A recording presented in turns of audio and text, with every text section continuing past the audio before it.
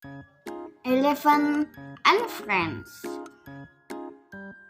Hello my friend, my name is Salman from grade 2A. I would like to tell you a story about the elephant and friends.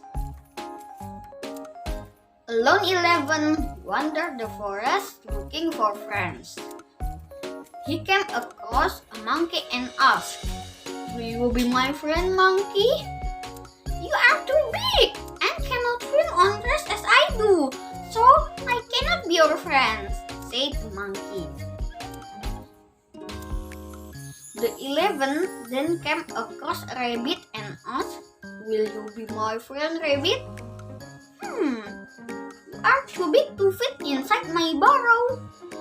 You cannot be my friend," replied the rabbit.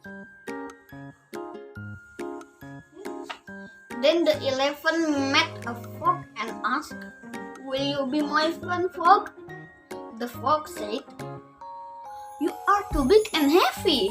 You cannot jump like me. I'm sorry, but you cannot be my friend."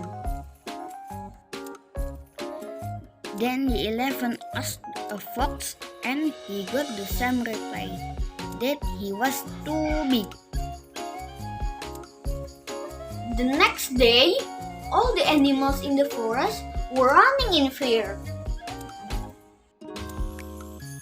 Elephant stopped a bear and asked what was happening.